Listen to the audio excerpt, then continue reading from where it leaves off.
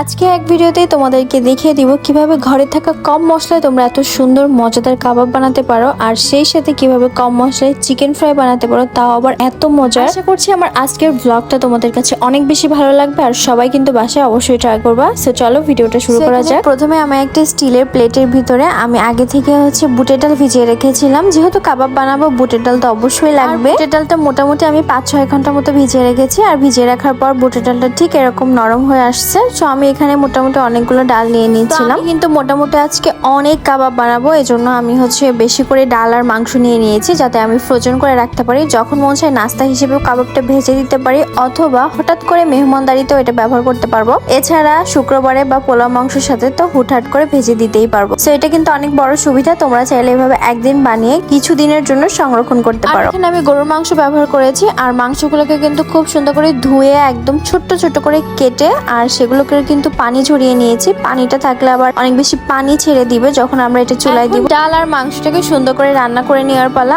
আর এই কাবাবের মাংস আর ডালটা রান্না করার জন্য খুব বেশি মশলার দরকার হয় না, এটা খুব অল্প মশলায় খুব মজার একটা কাবাব তৈরি হয়ে যাবে। প্রথমে আমি এখানে স্বাদ মতো লবণ দিয়ে দিচ্ছি। এরপর এখন আমি বাটা মশলা ইউজ করব, আর প্রথমেই দিয়ে দিচ্ছি 2 চামচের মতো আমি আদা রসুন বাটা, এরপর 1 চামচ পেঁয়াজ বাটা, এরপর দিয়ে দিচ্ছি 1 চামচ গোলমরিচের গুঁড়া, 1/2 চামচ ধনিয়া গুঁড়া, আর কিছু আস্ত মশলা দিব। আর আমি একটা করে দিয়েছি, একটা লবঙ্গ, একটা দারচিনি, একটা এলাচ, আর তারপর দিয়ে দিচ্ছি রেগুলার রান্নার তেল, সয়াবিন তেল। একদম লাস্টে আমি ব্যবহার করছি লাল মরিচের গুঁড়া, আর এটা আমি 2 চামচের মতো দিয়েছি।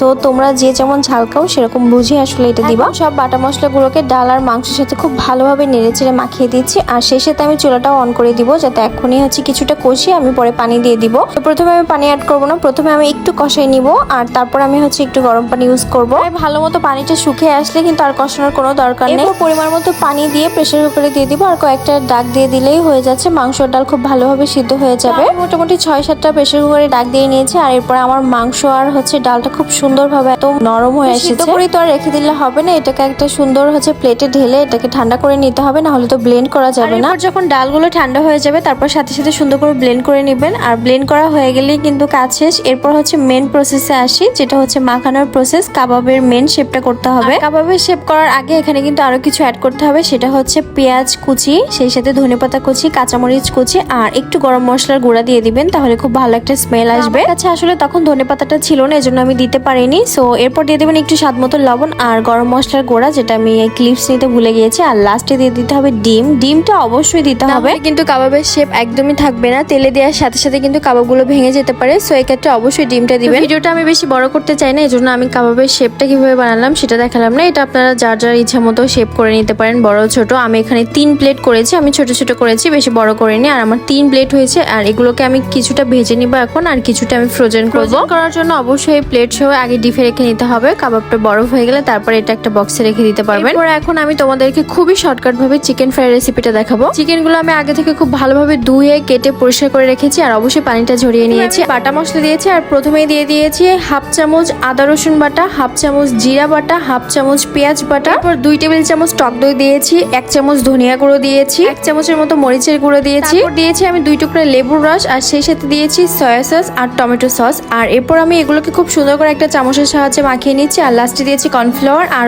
গোলমরিচের গুঁড়া। ভালোভাবে এগুলোকে মাখিয়ে নিলাম, আর এরপর দিয়ে দিচ্ছি আমি একটা ডিমটা অপশনাল, দিলেও ভালো হয়, না দিলেও কোনো সমস্যা নেই, কিন্তু দিলে টেস্টটা অবশ্যই ভালো আসে। আর ডিমটা দিয়ে মাখিয়ে নেওয়ার পর এরপর আমি দিয়ে দিচ্ছি ময়দা, আর এখানে ময়দা ইউজ করতে হবে, আটা দিলে হবে না। আর ময়দাটা পরিমাণ মতো বুঝে শুনে দিতে হবে। ময়দা দিয়ে একদম টাইট করে ফেলা যাবে না, আর একদম নরমও থাকবে না। এই পর্যন্তই কিন্তু চিকেন ফ্রাইয়ের কাজ শেষ। এভাবেই তোমরা চাইলে ভেজে ফেলতে পারো, অথবা ডিম আর ময়দা কোট করেও ভেজে খেতে পারো, এটা অসম্ভব মজার হয়। আর এখন চলো তোমাদেরকে কাবাবের বাকি প্রসেসটা দেখাই। আমি কিন্তু কাবাবগুলো একদম প্লেটে করেই ডিপে রেখে দিয়েছিলাম, আর এখন এগুলো একদম বরফের মতো শক্ত হয়ে গেছে। আর এগুলোকে সুন্দর করে আমি প্লেট থেকে উঠাই 2টা বক্স করে ফেললাম, আমার 2 বক্স হয়েছে। আর এখন এখান থেকে তোমাদের কিছু ভেজে দেখাবো। তোমরাও চাইলে কিন্তু এভাবে ফ্রোজেন করে যে কোনো সময় হুটহাট করে ভেজে খেতে পারো, অথবা মেহমান আসলে কিন্তু ভেজে দিতে পারো। আশা করছি আমার আজকের ভিডিওটা তোমাদের অনেক বেশি ভালো লাগবে, যেহেতু এক ভিডিওতে আমি 2টা জিনিসের রেসিপি দিয়েছি। আর ভালো লাগলে অবশ্যই একটা লাইক, কমেন্ট এন্ড শেয়ার দিয়ে পাশে থাকবা। আর নতুন নতুন আরো ছোটখাটো রেসিপি পেতে অবশ্যই আমার পেজটাকে ফলো দিয়ে রাখবা। ভিডিওটা এখানে শেষ করে দিচ্ছি, দেখা হবে নেক্সট ব্লগে। আল্লাহ হাফেজ।